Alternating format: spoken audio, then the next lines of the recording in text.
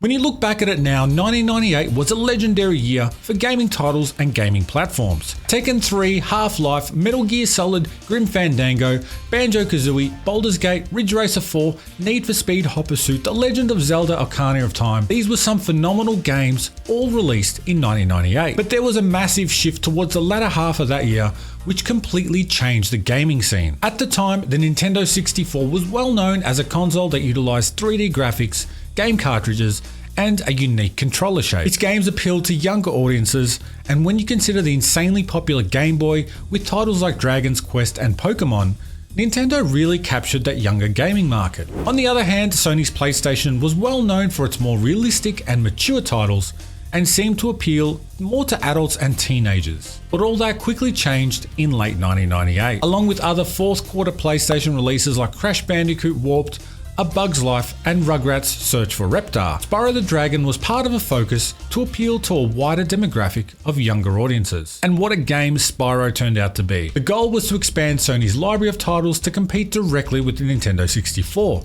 But in doing so, creating Spyro also left a legacy for the way open-ended 3D games were created. This was one of the first titles on PlayStation to change the way objects would be rendered. The panoramic engine developed by Alex Hastings would allow a shift in level of detail on different objects, depending on how close in vicinity the players were to each object. Due to PlayStation's limited RAM capabilities, things that were close to the player were drawn using a detailed render, whereas distant ones were drawn from a simple render. This is in contrast to earlier 3D methods where environments would fade into basic colors or just nothing at all. For the open world style of Spyro levels, this new method was game changing. Details in the distance mattered too.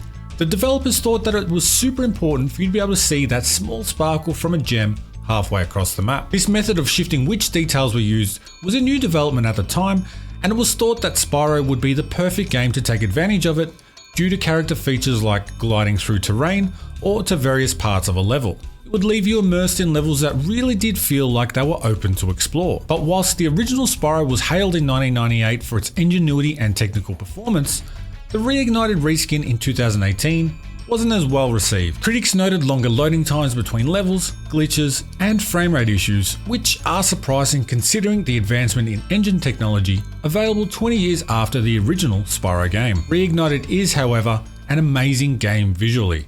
The graphics are clear, detailed, colourful, and a joy to look at. The game was designed to be a reskin and as close to the original as possible. Whilst I didn't get a lot of playtime on the original for this series, I recently went through and completed Spyro on the reignited trilogy, and I was very impressed at how far the game had come, yet stayed so true to much of the 90s version. Although original developers Insomniac Games could not provide source code or the original assets to use as a reference, Toys for Bob utilized an in-house emulation tool called Spyroscope to show the schematics of a level's geometry. Many of the non-playing characters also received a boost to their personalities and expressions. So the chances are, if you enjoyed Spyro back in the older tech, you'll probably appreciate just how beautiful and detailed the remastered version is while staying true to the original game. Here's the thing I found out about Spyro very quickly. It's just fun. No pay to win, no stress or time constraints. You can go at your own pace, breeze through the levels, or do your best to find every single gem and egg in the game. I can't remember the last time I played a game like that. Spyro is all about a fun, relaxing experience and is made for everyone. You don't need to be a kid to enjoy the game. Whilst I'm sure many of you who played the original did so at a young age, don't be ashamed at going back and enjoying the game again as an adult. For me personally, my kids caught me playing Spyro and just had to have a turn. It was a blast to see them really enjoy it, struggle at some jumps, and either keep trying to overcome the struggle or take advantage of Dad's expert gaming skills. It's that shared experience which really took me back to gaming as a kid with my family and friends, taking turns on the game and cheering each other on as we spectated. However, there are some levels which feel absolutely impossible unless you had an expert gaming friend, or maybe more recently, look up a helpful guide on YouTube, which is absolutely what I had to do, particularly in the level treetops. We gotta go down that way. Wonder if you can, gotta figure out a way. Can we jump anywhere else from here? Damn it, we can't. Was it there? Because besides that, yeah, that's the home one. There's another one out this way. How do we get to that? Where is it? There. How could we jump there? Because we're not making it from here, are we? No, there's no way. Can we jump sideways? That's going to be a risk, but I wonder if there's a way to get back from it. Like a ramp. Oh, there's a floaty thing to go up in the air. Ooh, we would definitely have to try it. Oh, there's no way. How are we making this? Is there anything around the back? Oh no. How do you make that? How? Genuinely, how? Do you just have to really nail the jump? I don't think it launches. You can't launch you high enough to get there. Is this green gem for something? If we land on that, is that something special maybe? Now we need to get up there. Unless we can... Nah, you can't keep running and jump that high. How to get up there? I want to face the other way. Can't. It's got to be a jump from here. It has to be.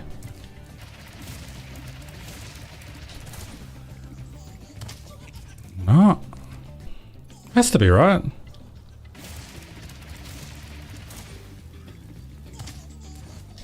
Oh. Has to be. There's no other way. This is difficult. I think I'm going to be stuck on this for a while. Am I missing something obvious? If I jump from there, can I float there? Maybe? We're not making it from here. I'm going to try from, I guess, up there. Ooh, do we try? There's no way we make that jump. Absolutely no way. There's got to be some secrets I'm missing. How did anyone figure out that you have to speed down all those different ramps in completely different directions just to make one jump? I can sit here for 6 hours and do it if I have to. It will be done. There'll be no one left in the stream. Everyone will be bored shitless of me like dying repeatedly, but I will do it.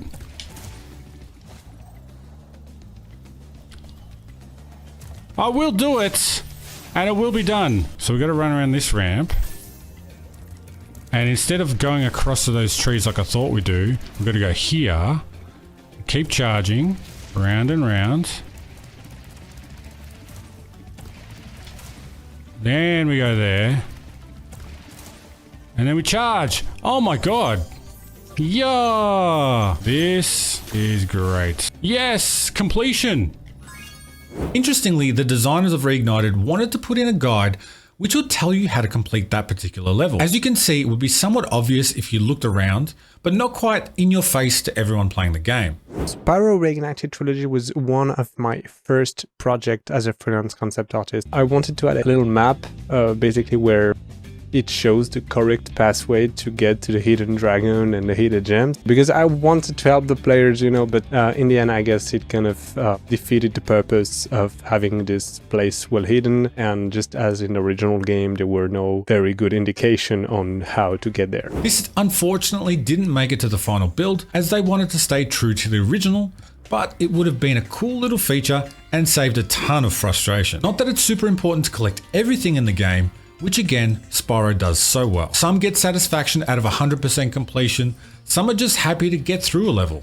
You can play the game however you want. In fact, the other community I stumbled upon in my Spyro journey are the speedrunners. That is one community of the Spyro universe which is absolutely crazy. The speedrunners have definitely kept the interest in Spyro games going over the years. These people have figured out the timing and pathways to collect everything and to complete the game in the fastest and most efficient way possible. If you ever get the chance to watch this, you'll be astounded at the level of skill involved and how effortless it seems. So a good example is Nasty Nork. You get shot up into the air, and what allows you to do is go out of bounds, kill him from underneath the floor, and then die in the lava to skip the credits.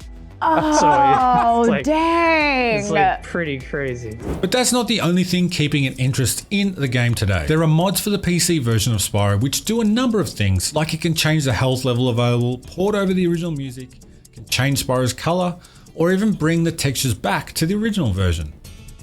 But another important feature for all Spyro fanatics is the music. This is Stuart Copeland. Drummer for the 70s and 80s band The Police, Copeland has also had a hand in a number of tracks in TV series, movies and video games. And I'm sure most of you are well aware he composed the music for Spyro the Dragon. Copeland was given early builds of the game's levels which he played through to get a feel for them and come up with a fitting composition. According to Copeland, each song in the game was written to correspond with a specific level, but this correlation ultimately went unused in the final build. Interestingly, he was also given game cheats, such as invincibility, so that he could have an easier time to clear the levels. This all helped Copeland supposedly write roughly 3 songs a day. For the reignited trilogy, Copeland's music was remixed in-house and remained mostly faithful to the original scores. And Copeland himself composed the main theme for the reignited compilation. Widely regarded as one of the best things about Spyro, I really did enjoy the music on the original game. It didn't seem like typical kids game music.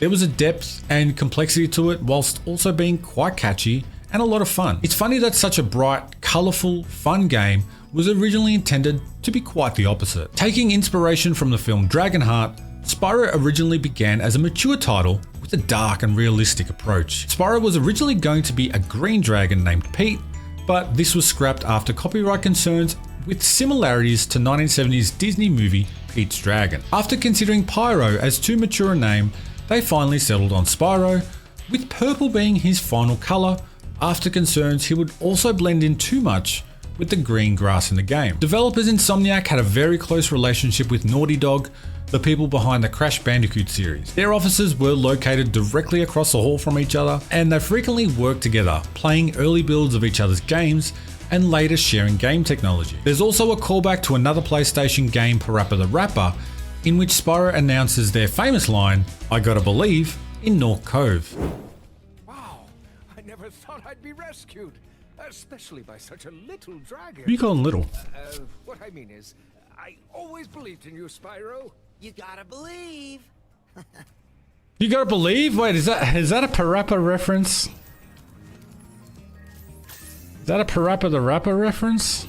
This was pretty cool to me, coming off a Parappa the Rapper playthrough a few months earlier, which you can also find here on the channel. Selling over 5 million copies alone, the original Spyro has done pretty well for itself. Earlier we mentioned about changing the way 3D games are rendered, but this game also gave a positive legacy for controlling 3D characters. To make Spyro's controls feel fluid, a NASA engineer who specialised in flight controls was brought on to help with programming camera movement as well as Spyro's movement controls. The remastered version has the ability to turn on auto centering, so it makes it easier to adjust the player's point of view whilst moving their thumbs in different directions. Experienced gamers might not like it, I didn't, but it is something very helpful for younger kids who might struggle adapting to that kind of game style. Overall, Spyro was a fantastic game. To be able to play at your own pace, and in your own way and in your own time, mixed with a great soundtrack, is just a recipe for fun. Overall, it was a pleasure to play this game even as an older gamer,